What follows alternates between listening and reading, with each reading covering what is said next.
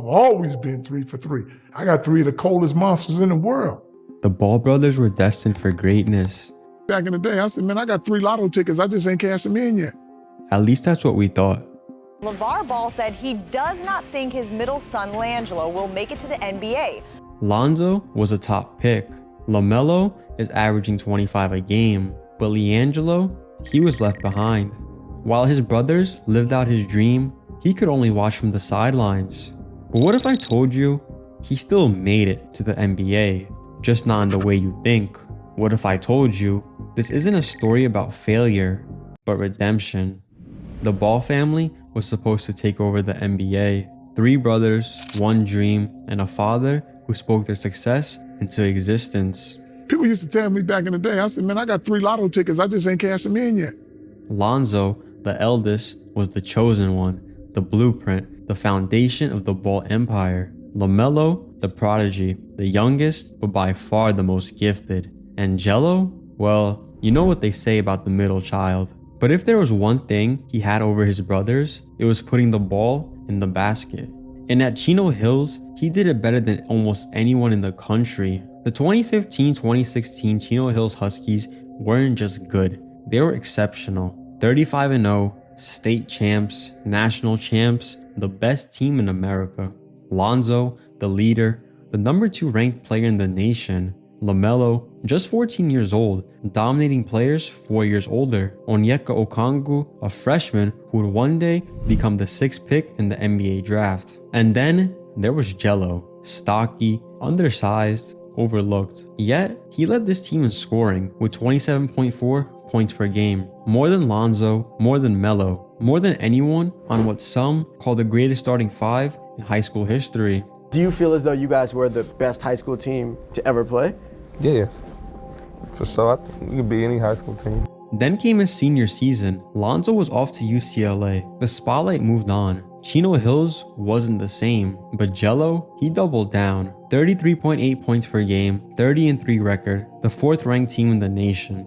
And yet, no 5-star ranking, no McDonald's All-American invite, not even a spot in the top 100. In the eyes of scouts, just a shooter with not much else to give. But in the eyes of his father, he was the best scorer in the family. My best scorer is Jello. Jello followed Lonzo's footsteps to UCLA, but expectations were different. He wasn't a star recruit. He wasn't a one-and-done talent. He was supposed to be a role player, a 4-year guy, someone who would carve out his place over time. But LeVar had other plans. Jello is gonna be one and done, whether he's good or bad. I'm gonna put him in the draft. Hope they don't take him. Bring him into the Lakers as a free agent. Let him wind up with his brother and watch how good they play together. Good, bad, it didn't matter. Jello wasn't staying for 4 years. In his father's eyes, the NBA was next no matter what. And for a moment, it looked like things were on track. In his first preseason game, Jello put up 11 points off the bench. It wasn't flashy, it wasn't a takeover, but it was a start that would never get a chance to continue. Because before he could even play his first official college game, everything changed. On November 7th, 2017, UCLA was in China to open their season against Georgia Tech. Before heading to Shanghai for the game, the team was staying in Hangzhou, a different city in China, preparing, practicing, and taking in a once-in-a-lifetime experience. Before leaving for Shanghai, LiAngelo Ball and 2 teammates, Cody Riley and Jalen Hill, decided to stop by some stores near their hotel. But what started as a routine shopping trip quickly spiraled into an international scandal. The 3 players were accused of stealing designer sunglasses from a Louis Vuitton store. It didn't go like that. I didn't be like, oh, look at those glasses and run out. And in China, shoplifting isn't just a minor offense, it's a serious crime. I heard 10 years though. Like they like, oh, 3 to 10 years if you go over a certain amount. And we had over. The next morning, at 8 a.m., nearly 20 Chinese police officers walked into the team's hotel. They weren't just looking for LiAngelo and his teammates. They questioned multiple players from both UCLA and Georgia Tech. The players were held in a room for hours, unable to contact their coaches. But for Jello, Riley, and Hill, things were just getting started. By 1 p.m., the 3 players were taken into police custody. Their passports were confiscated. They were officially under arrest. The players were eventually released on bail, but they weren't free. They were placed under a hotel arrest. unable to leave their rooms while Chinese authorities continued the investigation. With no way to leave the country and a serious legal case building against them, this wasn't just a UCLA problem anymore, this was an international crisis. With tensions rising, the US government got involved. Unfortunately for the players, President Donald Trump happened to be in China as he was on a diplomatic tour through Asia. It was November 12th when President Trump spoke with Chinese President Xi Jinping about the UCLA player situation. Negotiations took place, and just 2 days later, the charges were dropped. On November 14th, LiAngelo and his teammates were officially free. They were back in Los Angeles, but their problems were far from over. Back in the US, the three players held a press conference, publicly apologizing for their actions. LiAngelo personally thanked UCLA, his family, and even President Trump for helping secure their release. I'd like to start off by saying sorry for stealing from the stores in China. But an apology wasn't enough. UCLA announced indefinite suspensions for all three players. No games, no practice, no travel with the team. But I knew it was wrong though. Like when I was little, I was raised better than that. Like For Cody Riley and Jalen Hill, this meant a long road back to college basketball. For Jello, it meant the end of his college career before it ever really began. I went to UCLA for like 2 months. Got in trouble, had to leave. LeVar wasn't happy. He felt UCLA's suspension was unfair, going as far as saying this punishment was harsher than what LiAngelo faced in China. I'm not sitting back and waiting. He wasn't punished this bad in China. We get back over here and the consequences were even stiffer than China. So basically, they're in jail here. And on December 4, 2017, he made his move, pulling LiAngelo out of UCLA completely. Jello's NBA dreams were beginning to slip away. With college basketball off the table, the traditional path was no longer an option. If he wanted a shot at the league, he had to take a risk, one that would lead him halfway across the world.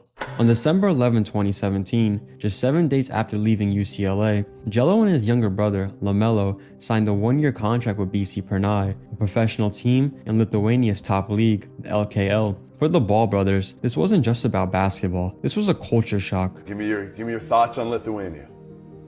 I like it. It's a little different than what everybody was saying it would be. It's not as cold as people were saying.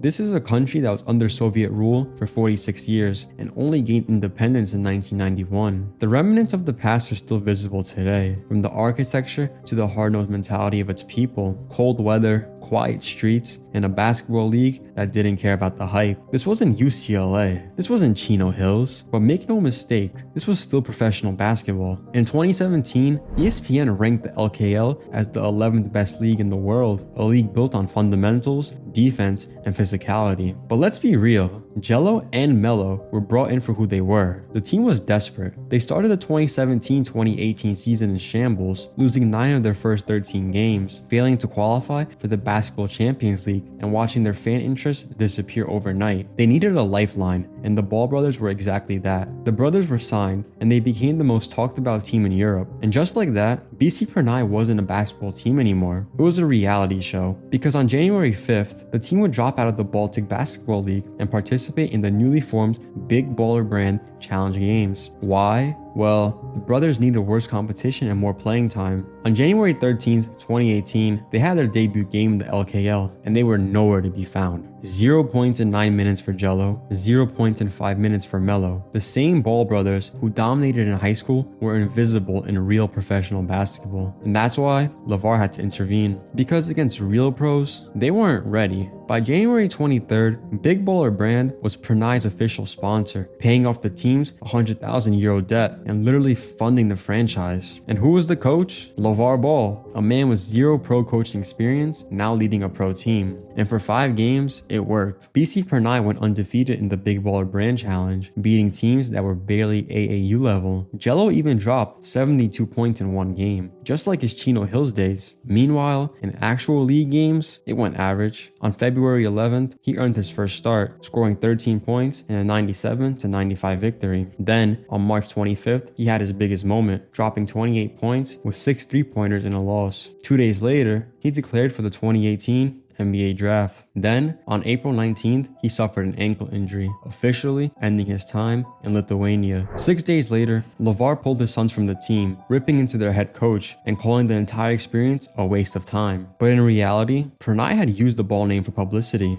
and the Ball family had used Pernai for playing time. In the end, Jello finished his LKL season averaging 12.6 points per game, 2.7 rebounds, and 41.5% from 3. Good numbers, but not NBA numbers. And on June 21st, 2018, the NBA draft came and went, and LiAngelo Ball never heard his name called. But LeVar, he wasn't done. If the NBA wouldn't take his son, he'd build a league that would. And just like that, the JBA was born. A few weeks after the draft, LiAngelo signed with the Los Angeles Ballers of the Junior Basketball Association, a league created by LeVar Ball as an alternative to college basketball. Here, Jello was finally the guy. And in his first game, he dropped a 53-point triple-double. From that moment on, Jello dominated the JBA. He won the JBA All-Star Game MVP, he had a 58-point playoff game, and he was the JBA Finals MVP, leading the Los Angeles Ballers to a championship. But let's get one thing straight. The JBA was worse than Lithuania in terms of competition. It was a league for high school players to get paid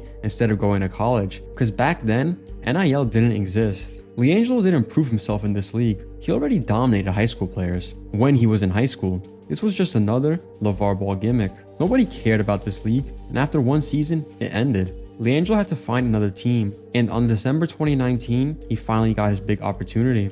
He signed with the Oklahoma City Blue, the G League affiliate of the Thunder. It wasn't an NBA contract, but it was a chance that would never come, because before he could ever step on the floor, COVID shut the season down. Once again, another opportunity gone, but this time, it was just bad timing. But a year later, in 2020, Jello got another shot, a real NBA contract, with the Detroit Pistons. This was it. Everything Jello had worked for finally paid off. He was an NBA player until he wasn't, because the Pistons signed him to a 1-year, non-guaranteed contract, and 11 days later, he was waived. Jello would get another chance, this time with the Charlotte Hornets Summer League team in August 2021, 3 years since playing in the JBA.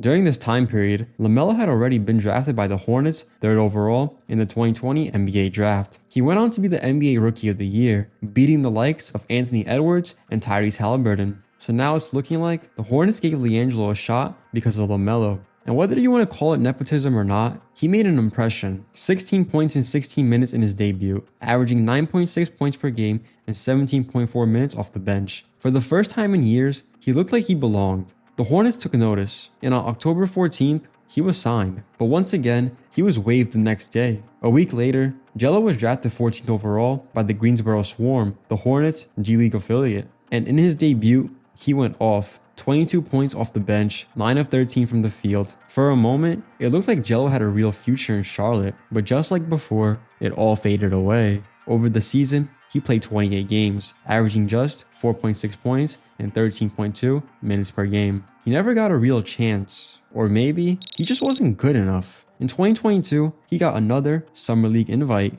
but this time, his minutes disappeared and he failed to make an impact. By September 2022, he signed another non-guaranteed contract with the Hornets, and a few weeks later, waived again. Jello went back to the Greensboro Swarm, but it was clear the NBA dream was dead. His 2022-2023 season was his worst yet. Only 7 games played, averaging 2.3 points on 26% shooting, and that was the end of his G League career. At just 25 years old, Jello wasn't ready to give up. If the NBA wasn't calling, maybe a fresh start overseas could keep his career alive. So in February 2024, he signed in Mexico's professional league. And in his first game, he played 6 minutes, 0 points, 0 rebounds, 0 assists. It was a familiar story. Another league, another bench role, and another game without impact. Then, just 2 games in, he was injured. A ligament injury in his left ankle forced him to leave the team and return to the US for rehab. And just like that, it was over. For the first time in his life, basketball wasn't the plan anymore. For years, everything had been about making it to the league. I ain't never thought about not hooping either, so that really shocked me for real. Yeah. Now, that chapter was closed. But sometimes, when one door shuts, another one quietly opens. It all started on a random live stream. December 28th, 2024, LiAngelo was chilling on Neon's stream, and then he played a snippet. Jello had spent his entire life trying to make it in basketball, but all it took was one random live stream to change his life around. I'm like, yo, you make any music? He's like, I actually do. I'm gonna play you some hot, bro. and then he just played it. Like no scripted, none of that. And then how long until you feel like those wheels and the gears start turning until it became this sensation? Like later that day, maybe a couple days Probably later? that next morning, next day, after I left Neon Stream. Woke up and then my phone was going up. On January 3rd, 2025, Jello officially dropped Tweaker, and as of today, it currently has 15 million views on YouTube and 82 million streams on Spotify. This wasn't just a random viral moment. This was the beginning of a brand new career for the forgotten Ball brother. By January 14th, LiAngelo Ball wasn't just an ex-basketball player anymore. He was a Billboard artist, number 29 on the Billboard Hot 100, number 7 on the Hot Rap Songs, and number 9 on the Hot R&B/hip hop songs. And just one day prior, Jello had signed what he considers to be the best music contract. They said that's the best music contract. Don't hate me, bro. We just out here getting it. They said it's the best music contract ever? That's what I heard. From who? Who said that? Just be seeing it online, you know. The commentary is that you have the best. From them too, though. Def Jam told you this is the best this music is it. contract Like, ever. you own all your music, bro. This is NBA money he has been grinding for his whole life. Not only is the money good, he also has full ownership of his music. 6 days after signing with Def Jam, Jello had his first performance at Ford Field, performing Tweaker for the Detroit Lions. Ironically, this was the same city that gave him his first NBA contract. But the momentum didn't stop there. On February 7th, Jello dropped the Tweaker remix, featuring Lil Wayne. And that same night, he hopped on Blackboy Max's stream and teased 2 new songs, Can You Please and Law & Order. Jello had to prove he wasn't a one-hit wonder. And on March 7th, he dropped his second single, this time featuring Glorilla. And so far, it has 4.2 million streams on Spotify and 1.6 million views on YouTube. Nowhere near Tweaker, but still respectable. On March 15th, he had his biggest test yet, Rolling Loud, California. Jello was sharing the stage with some of the biggest artists in the world, such as A$AP Rocky, YG, and Sexy Red. He opened his set with unreleased track Law & Order. Then, he played Tweaker, followed that up by Can You Please, and then he played a 4th unreleased song. Jello's Rolling Loud performance had mixed reviews. The negative comments attacked him about him looking out of shape. Jello had gone from being forgotten to being the most famous Ball brother. LaMelo, your brother, says that you are currently the most famous Ball brother. Do you feel aligned with that statement? I don't know. I was about to say him for real, so I don't know. And it all started because of one live stream. So on March 18th, it was only right he linked up with Neon again. He previewed his song, Law & Order, but he also mentioned one more thing. He still wants to hoop. Do you still want to do anything like regarding basketball or? Yes, bro, I still hoop. The NBA dream had come and gone, or at least that's what we thought, because just 1 month before this stream, LiAngelo had already made it to the NBA, just not in the way anyone expected. For years, LiAngelo Ball fought for a chance to make it to the NBA, and every time he came up short. He wasn't drafted, he barely played in the G League, he got cut from every NBA roster that gave him a shot. The dream was over, or so we thought, because on February 16th, 2025, on the biggest weekend in basketball, LiAngelo Ball was finally on an NBA court, not in a jersey, but on center stage. The same league that never gave him a roster spot was now giving him the spotlight. But the truth is, he didn't need the NBA, because when the league needed a show, they needed him. It wasn't the dream he started with, but maybe it was the one he was meant for.